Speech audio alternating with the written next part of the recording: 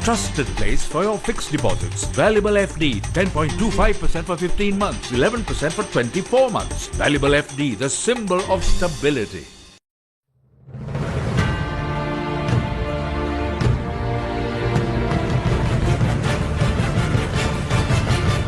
Good evening and a very warm welcome to Face to Face, where we bring to you conversations that matter, deep, thoughtful, and of course relevant to our times. Tonight we will be focusing on a question that resonates with many Sri Lankan families as well as young adults alike. The delicate balance between cultural expectations as well as personal identity. How do our youth navigate the pressures of tradition while also discovering who they are meant to be?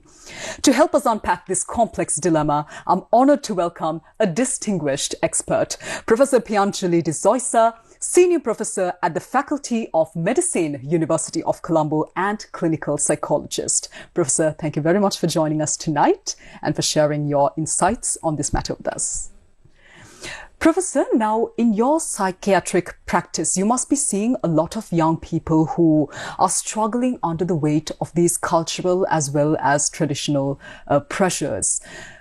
Can you start off by talking to us about how these pressures manifest themselves in these children's lives? And do we see it in anxiety, depression, or other mental health concerns among our Sri Lankan youth? Okay, so Theruni, if you were looking at youth, if you look at the age group that we refer to, usually it's older adolescents to late 20s. That's the these definitions vary, but if you were to think of 15 to 29 kind of a thing, the reason why we take it is that as youth is because that's the time when people make life decisions, isn't it? Which A-level subjects to go to, about their sexual orientation, marriage, career. So this is a very pivotal, important time frame in any human being's life. So having a good foundation so that a young person can make appropriate decisions which can impact their entire life is so important. So in my practice and my work as a clinical psychologist, we have seen that, of course, the positive angle of it, Theruni, is that more young people are aware of mental health issues, which is a positive, and adults, their parents, caregivers, also seems to be more. They know, because programs such as these, they kind of know. But unfortunately, we have seen as a worldwide trend, Theruni, there is an increase in mental health issues, mental health problems that youth are facing. Not only youth, adults, human population per se. So though our world is technologically advanced, economically developed, whatnot, the happiness levels of individuals aren't that great. So because of that, we do see more and more youth coming to us for help. From them coming to help is a good thing, rather than staying at home unhappy. But it is also a matter of concern because our younger generation is then not that well, isn't it? Yeah. Now, adolescence and early adulthood is supposed to be a time of exploration, right, Professor? And you're supposed to understand what you want in life and to explore these brand new things that you've always wanted to try. But for some reason, unfortunately, the youth, even our country or maybe even around the world, tend to be, sent down or compelled to follow this narrow and already predefined path in life for them. From a psychological perspective, Professor, how does this kind of sustained pressure affect them in the long run in life? Yeah, I mean, the pressure is massive there. We have to be very open and talk about this because, whoever the audience who's listening to this program then can make informed decisions when they relate to youth in their life. So now if you look at it, when I was younger, we had a very minimal number of professions we could get into, isn't it? And we went to university, we did this course, we go out and that's it. But now within a span of 20, 30 years, the job market is very varied. There are the standard professions like law, medicine, engineering, IT, accountancy, but there are much more out there. Even things that me as an adult would know, the younger people will know. Yes. Unfortunately, the care givers of these young people might not know, or even if they do know, they don't value these younger professions that are available, new professions.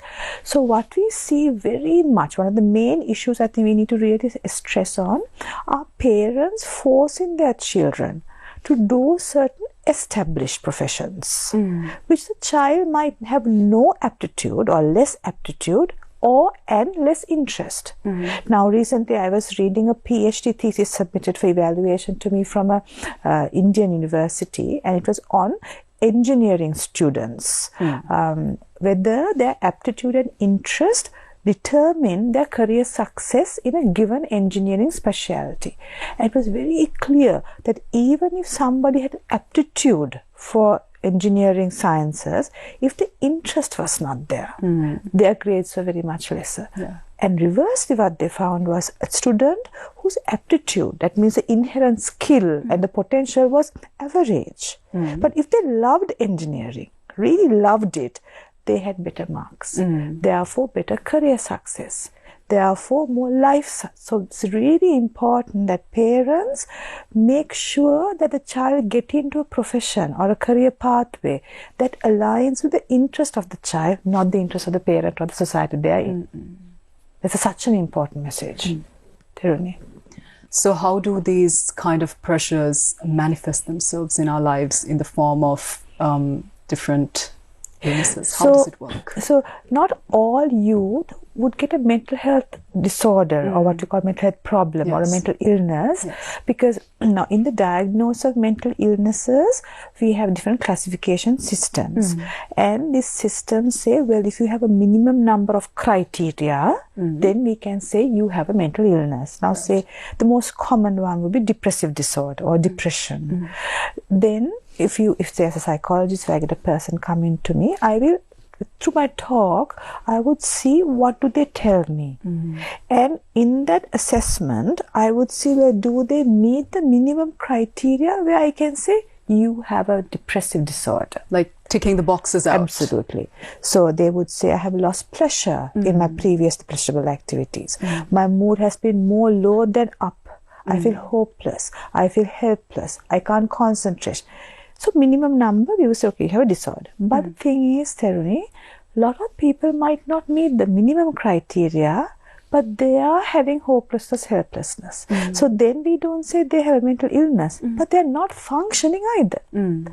So therefore, we do get in our clinical practice people who have mental health problems, but we have a whole bunch out there who find themselves in circumstances that they would rather not be in, and who are not ill yet, but who might get there, and who are currently distressed. So that is the kind of a map that we have of the mental health landscape. We often frame this situation as a generational gap, that there's an issue that's there between our parents and their children, or our grandparents and their children who are our parents. But is it more accurate to see this as a clash between the traditional cultural frameworks that we have and the technological advancement that we're now experiencing in this world, Professor? I think the technology, now say I'm in my 50s and you are in your 20s, isn't it? So when I was in my 20s, we didn't have emails. You know, we didn't have mobile phones. We didn't have internet. So only way somebody could contact me is through a letter. Or a land phone call, and that also the parents might pick the phone call up and we won't get it. So it was a very simple life, isn't it? We went to school, and while going to school, if I had an accident, nobody would know. There was no phone where my parents can call me. Very simple. We eat what is given. We don't know what is eaten in the other house or in the USA. So it's very simple. But now the young people know everything what's happening. They know what's happening in Gaza. They know Ukraine. They protest here for Ukraine or Gaza or whatever. So it's a huge load of information youth have, not only around their own tiny lives, but in their larger village, their country, their region, the world, and what is happening to planet Earth climate-wise, for example. And they are bombarded, and they're affected, and they're worried. Whilst when I was younger, I'm sure all of these things happen. I didn't know. I only knew what was happening in my road and who was going to play cricket with me in the afternoon, and what am I going to do during August holidays. I didn't know what was happening in my school friends' August holidays because there was no mobile phone to call and ask. Only after the holidays you'll get to know. Yeah. And that's it. Then but otherwise, now there's no WhatsApp status updates. There's nothing. So life is nice and simple because you didn't know much. So that is the huge overload of information. And what are we going to do about that? Because that's now the world has come to that. So would you say that now it's a combined factor of both the generational gap and the technological factor? Or I feel that technological is a huge thing, and it's inevitable because, I'm sure, it was very interesting, Theruni, I was reading this book from Roman times, not that I know how to read that language, but they're translated. And in this Roman document, one of the Caesars in Rome says, our younger generation is worse than what we were like. So even during those centuries ago, same conversation, and they must have had their gladiators for the issues. But here now we have social media the issue. So I think it is there every generation, but here it's an unprecedented amount of information. Even in the Roman times, they might know what's happening in Egypt, but that's all. But here the whole world and people are feeling helpless, isn't it? So, so there is a more than generational gap. There is a generational gap because my values will be quite different to my child's values, and my child's values are fed by social media. And therefore, me as a parent, not only have I got to face my child bringing up notions that I'm unfamiliar with, but also a whole bunch of notions behind the child, whom the child is being influenced by. So what am I going to do then? You're quite helpless. Isn't it? I want to now focus on a more gendered perspective to this entire topic. Well, psychiatric research shows that men and women deal with stress or experience stress in two different ways. And in the Sri Lankan context, usually women tend to be more pressured regarding marriage, modesty, while young men tend to face pressure regarding financial stability. That's the kind of situation that we see mostly in Sri Lanka. How do these pressures affect the young men and women when it comes to mental health? I feel, Theruni, it certainly affects, but it's not conscious. It's very unconscious, but it affects. So, for example, what we have seen is that in certain disciplines, we have more women coming into university to do their undergraduate degree than boys. Yes. So we would expect more women going in to do postgraduate studies and taking up key administrative roles because there are, of course, more women coming in. Yes. But as we go along, we see women drop out. In the workforce, especially. Yeah. And then if you see sometimes it's all men. I'm sure the men do an excellent job. It's not the point. What we're saying is even if a woman wants to, the society tells them, but why are you doing that?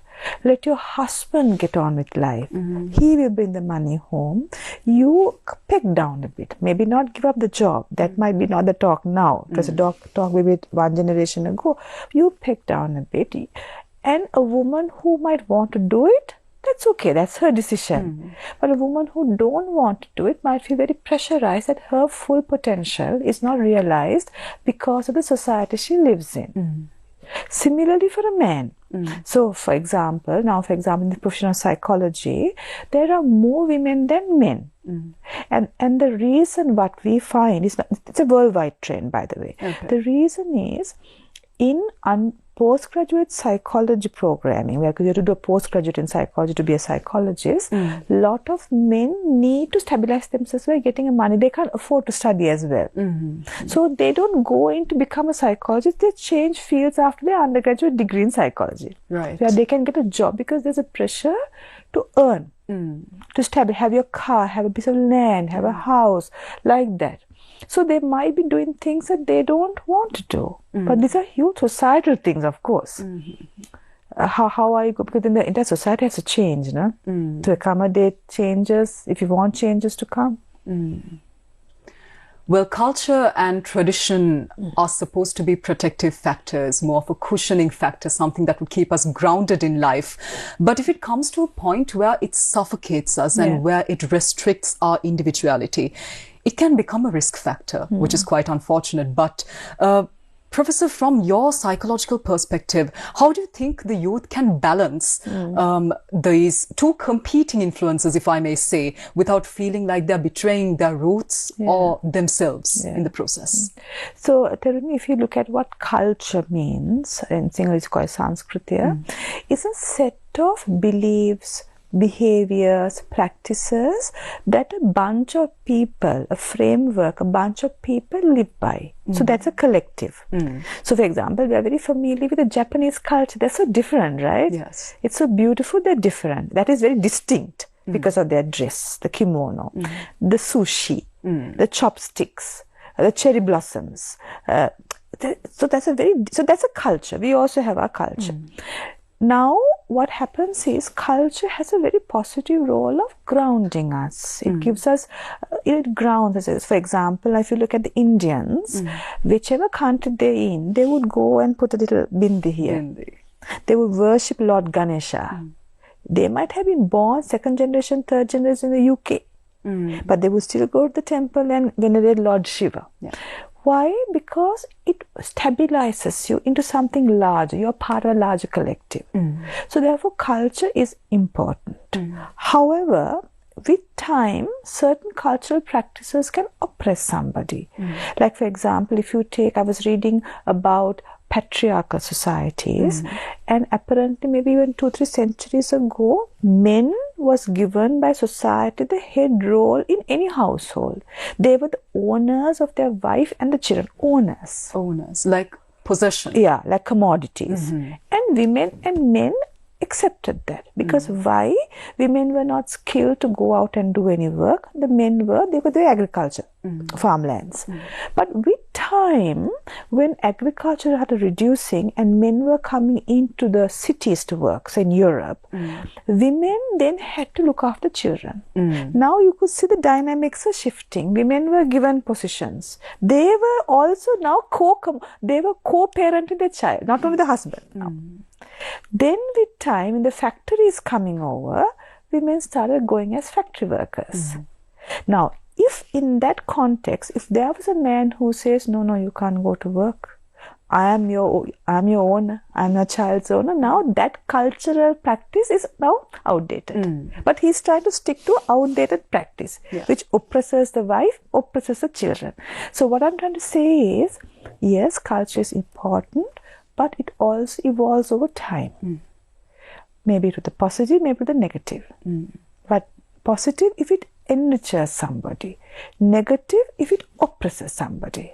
So we have to take that decision. We need to understand where we need to draw the line. Absolutely, It's not easy to do that, isn't it? I mean, I feel like there might be an internal pressure when you try to make that decision itself. So that can be quite... Because you might think, for example, I want to make a decision, but your community might not allow you. Exactly. For example, I might have a daughter who wants to become a pilot. But I would love her to be a pilot. But I might be coming from a family, I don't have a daughter who wants to be a pilot, this is an example, who would say, why, how can she be a pilot and all that? So I need to therefore be strong and say, no, that's what my child wants to do. She wants to progress. So we also have to have strength to go beyond certain culture. There's also subcultures also. Now, if you look at our Sri Lankan culture, there's an overall culture, but also subcultures depending on rural, urban living, different ethnicities, different religions. So I am maybe Sinhala Buddhist, which may be different subculture to another community. So within my tiny subculture, I will be said to do certain things. Yes. But I might be somewhat progressive, and I say, I don't really agree. People might not like me. They'll oppress me. They might shun me. That's the situation. So to stand towards you is not easy. That's where people ultimately give in to social standards. I'd like to now talk about the role of institutions and our society, Professor. Now, schools and universities can, on one end, either be a protective space where it would actually help the youth identify what they want to be in life. But if the story doesn't go as planned, it can be the exact opposite, something that can be extremely traumatic to them as well. In your opinion, what role should our education system play in safeguarding the mental health of these students who are caught between the cultural pressures as well as the role of finding out who they are in life or discovering their personal identity? Well, forgive me if I'm offending anybody, but I feel that allowing a young person to find out their own personal identity within most of our education institutions aren't at a level that it should be. Because why? The reason we are very emphasizing on education attainments, Tharuni. How many O-level results, how many people have got 9 A's or whatever number of A's that are there now. So, and some schools even graph it. So it's always attaining, it's achievement. Attaining is nice because you can get into institutions, but finding out what a child wants, allowing the child to understand themselves, what their needs are, to think about life, about the climate change issues, that is not that encouraged in most schools. So therefore, schools have now become a place of attaining certificates and getting awards. However, if schools can be maintained into beautiful spaces where we nurture humans, it can have a long... is it possible for me to share a small story of a student? You know, I was at this school, very progressive school in our country, in Colombo, who invited me to talk about preventing corporal punishment of children. Very progressive because they want to bring a no to it. So there was a young man who came to record the talk. He was not a school student, he was a young man, and he listened to everything while I was saying. Then after my talk, I was going to the car and he kept running behind me and said, he talked in Sinhala, he started it in English, Miss, I want to tell you my story. I said, what is it? He said, you know, I hated school. People in school bullied me. They didn't include me, the children in his class. Teachers always told me, you're useless. And I really hated it. I was very lonely. But in my school bus, there was a teacher who was not my class teacher, who smiled at me, genuinely looking at my eyes. Sometimes she touched my head and said, Puta kohomada. That's all. She said, that is what prompted me to get up in the morning and go to school, that there was somebody out there who was kind to me. And after my O-level, I dropped out of school and learned audiovisual recording because I hated to go to school afterwards. Now I have my own tiny company. That is why I said, please share this story about the importance of kindness by teachers and other adults towards young people, because you might not know, but they need it. So if we can have people really connecting, you don't have to do big things now. In a school setup or education, just say, how are you, Puta? That can go a long way. That's what we need. Because anyway, we have a good education system. We are all products of it. So we can get to the jobs. But the mental health nurturance, I think we need to improve. That is what our youth needs, isn't it? And that bit of kindness that they might experience could help them make that decision as well.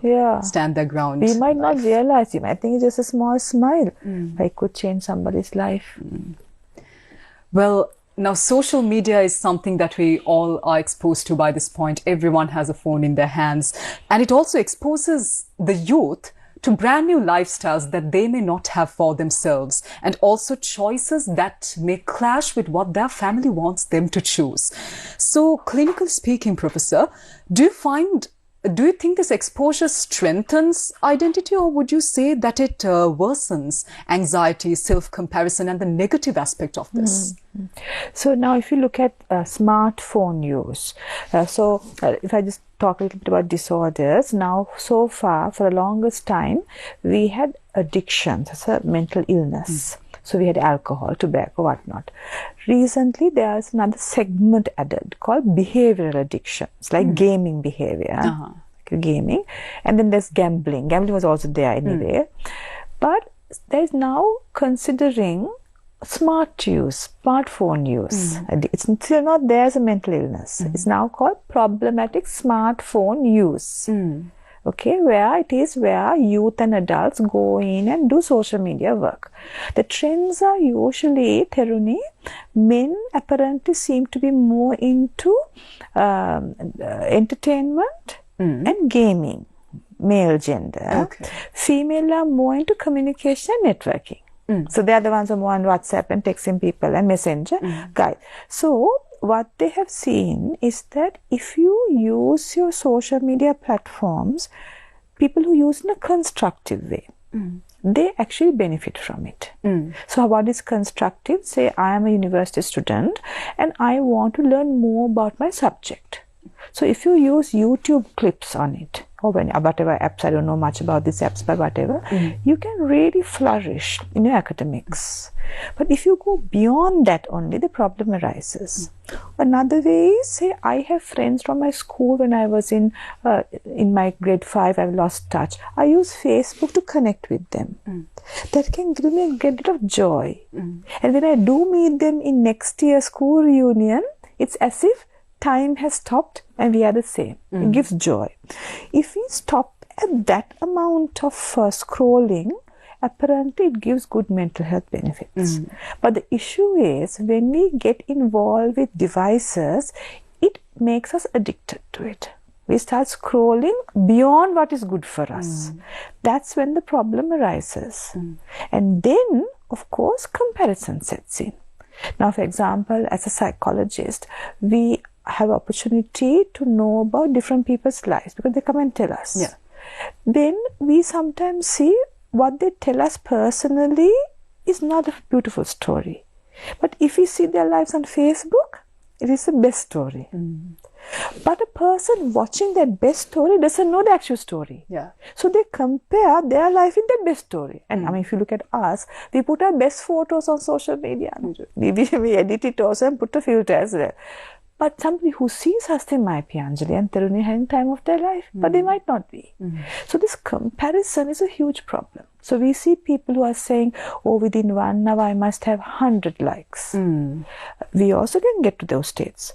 And if I don't, they feel very unhappy. So comparison is unfortunately like a dark side of human beings. And that can really affect people unless we know the facts and we prevent ourselves from going down that track. But young people even don't know these facts. So they're always constantly comparing what's happening there, what's happening here. I want to go there. The grass is always greener somewhere else. But once they go to that grass, it's not that green. But now you have gone there. What am I going to do? You know? So when the youth are dealing with social media advancements and this brand new lifestyle like this, from your experience, Professor, how do you see the parents of these youth handling this entire situation? I think the parents are in quite a situation themselves because some parents might also be like that. You know, one of the things that we tell parents who come and tell please tell my son and daughter not to be on the phone first. We ask the parent, how many hours are you on the phone? And they say, well, I'm also on the phone. So the child learns from the parent. So what we say is, you have to first get your act together as a role model where you also curtail your. Similarly like that, if their child is comparing about how beautiful life in Canada, USA, Australia, wherever Timbuktu is, if the parents are also doing that, if the parents are also venerating another culture but not wanting their child to do it, child's going to get confused. So what I'm trying to say is, if we want our child to live in a particular healthy way, parents also have to be role models of it first. If we are not role models of it, the child is going to get confused or all the data that's coming out of social media as well as what the parents are saying. Because anyway the children are going to be confused because there's so much of data points coming in. We are also confused. So, but if they have parents who say, well, this is our culture, great, in those cultures also have beautiful things, but let us also do some of our cultural things. These are our family values, but let's consider others too. Then the child feels anchored, Teruni. And that takes a lot of work on the parents' part also. These are not easy things to do. Am I clear? Yes, definitely. The context has become very complex given these technological advancements. Professor, now, like you mentioned, the family dynamics are very crucial in our lives. Parents, there's a chance that parents might feel threatened when the children make decisions that they don't want the children to make. And this can create a bit of a dilemma, and the reactions that these parents give out can also affect the children in the long run, because they might start worrying, oh, did I offend my parents? Did I do something? Did I break their expectations? And that could affect them negatively as well. What can families do differently in order to reduce these psychiatric risk factors for their children while also guiding them down the correct path in their lives? So I feel, Tharuni, the first is parents' mental well-being first. Because if the parent, mother, father, as well as the grandparent, we have extended family also, no? If their mental health is in a good place, they can take wiser decisions and give better guidance to their children. So, for example, if parents are having, say, addictions like alcohol, cannabis, whatever, thinking about curtailing them and preventing it. If the parents are having physical, sexual or violent fights at home, and children are witnessing that, go for therapy, get your life sorted. What happens is when the parents are in a good mental health, the children feel nourished and nurtured.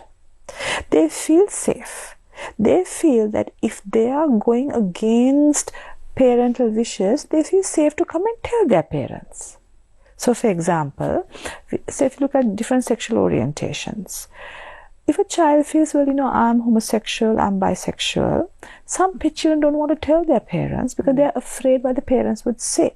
But I have seen other children who say, well, my parents might not be open to it because they come from a different generation, but they're safe parents. So I could still share it with them. And that's fantastic. So therefore, the first thing is the parents' mental health. So, and we are all in our journey of improving our mental health. You and I both included. And if you do have some, if you are, for example, if you're somewhat violent in your home, or if you're anger prone, if you take certain, work on that first. When you work on it, children feel safe. That's number one. Number two is, now all these issues of conflict between parents usually come in adolescence. So at adolescence, it's a little difficult to get close to a child if the mother and father wasn't close to the child in childhood. Suddenly you can't be like, hugging the child and kissing the child when you're not doing that in childhood. So if you really want to make sure your child, your adolescent, your youth is making good decisions and that you will be part to it, make your relationship with your child in their childhood good, which means not hitting your child, not comparing your child with the other house child, not belittling your child, etc. So then the child feels, yes, I can talk to my parents. They love me. And when then this child grows into adolescence and might, for example, say, fall into bad company. But because they have a good bond with the parents formed in childhood, the parents can still come and sit with the child and talk about the issue. And because the bond is already there, though the child might not like the advice of the parent, they will be still open to it. Then you can influence the child. Yeah, that's how you should work on it. So it has to start from day one of birth of the child. Also now, Professor, many young people experience guilt when it comes to making certain non-conventional, non-traditional decisions in their life in the process of discovering their identity. And this can be a recurring emotion right throughout their lives. If this guilt is unresolved, Professor, how can it manifest itself in the long run of this life? The child's life. This guilt issue is very important that we talk about. It's really harnessed in our Sri Lankan culture. Now, there are two words here, guilt and shame. So, now if you look at guilt, so now apparently I was reading this very interesting article. They said that guilt is there mostly in South Asian countries, whilst shame, I hope I got the two terms right or whatever. Shame is there mostly in individualistic Western cultures. So what does shame mean? Shame means a person is ashamed of a behavior they did. Guilt is they don't like themselves, which is much more deeper issue. I hope I'm getting the guilt and shame wrong. If by any chance I'm just switch the two terms, I'm telling the audience. So if a person is shameful, they would say, well, I'm ashamed I lied. A guilt-prone person would be, I'm a bad person. Now, the danger is the guilt one. Shame lies in the act. Guilt is a person. Person itself. We find that in collectivist cultures, which is like our Asian region, are more guilt-prone. Because why? By saying, you're a bad person, because of you, things have gone wrong, not only for our family, but for our community. That's how you keep people intact. Guilt can have a lot of repercussions. While shame, it's just that behavior, you can rectify it. So there's a way out. And we see that more in individualistic countries. That doesn't mean that individual cultures don't have mental health issues. They certainly do. But guilt is not a very good sign at all, because it can have long-term people, even in old age. I should not have spoken to my mother, father like that. I should have given my sister more chocolate than I did. Still talking about it because you were said you as a person is bad, rather than your behavior was bad. So parents really need to term their words when they say, not trying, you're a bad girl, but put out the way you talk to that child was not nice. Separate the act from the person. Yeah, don't personify. That's the way you should talk. That way the child feels, I'm good, but this particular behavior was bad and let me work on it. Yeah. I feel like it's very important to distinguish the difference between the two, because it can change the trajectory of the life altogether.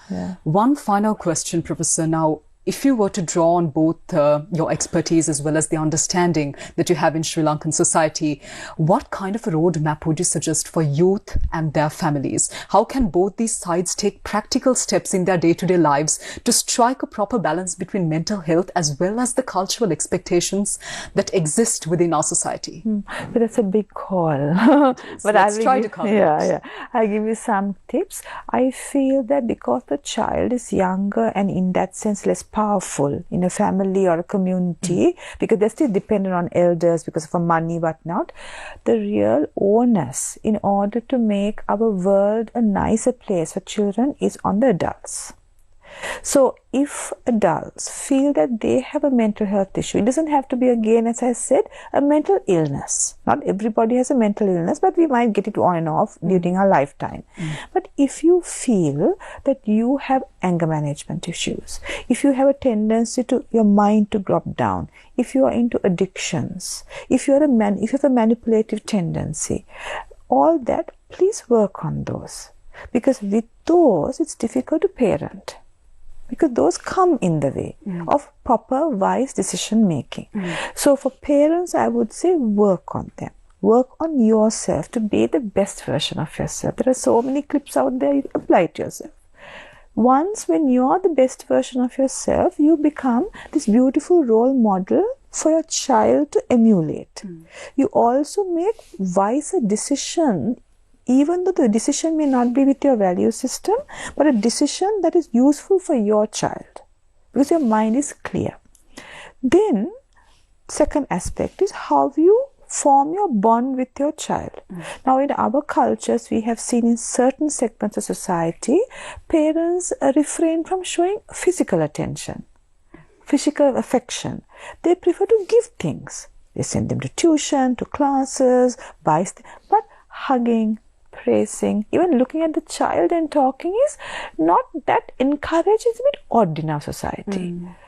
That is actually not nice. It's abnormal. A child needs that physical touch and connection. So if an adult is not that way inclined, please think twice. Connect, like that student who told me, in the bus. She said that teacher looked at my eyes and smiled. Nobody had done that. Even my parents. She touched my head and said, "Puta kohomada." That stirred something in me, and I thought I will make it in life, but not in the school. And he has his own business now, proudly going and doing. He takes freelance work. So those changes adult could do has a huge impact on your child. Now, for the youth who is looking into this, you are actually in the throes of so much of data sets. We have our traditional culture, which has very beautiful things in part of it. Plus, you are exposed to lots of other cultures. So, to be really thinking as to, well, it's good to know what's happening in Australia or Sweden, Finland, but do not only take what is shown in social media as the only truth. There's more to it than that. Now, for people, I know one of my friends' children, they went to one of the Western countries to do undergraduate studies. Before going, I thought that was the best place to go to. Once they go there, somewhat racial discrimination is there. It's extremely cold. You don't have. So then you see the truth. So before you compare and contrast, think of all options in every society so that you don't make wrong decisions which may not be that looked down on in our culture. Every culture has positive things, you see. And again, in order for a youth to make those decisions, the parenting has to be very stable. So we find, Theruni, young people coming to us, and I'm amazed at how wonderful our young people talk about the wisdom they have, even if the parenting hasn't been great. And I always wonder, if their parents were better than that, how fantastic their decision making. So young people have the capacity to make decisions, but we might not be emphasizing that because their decisions might not go with what the parents want. Thank you, Professor Priyanjali, for once again offering such profound insights, not only just into the psychological aspect, but also into the realities of our Sri Lankan youth as they navigate culture as well as their own identities. And to our viewers, we hope tonight's conversation opened your eyes a little bit more on how we can think about supporting young people at home, in schools, and within various other social constructs as well, with empathy as well as understanding. Thank you very much for joining us tonight on Face to Face. Take care. Good night.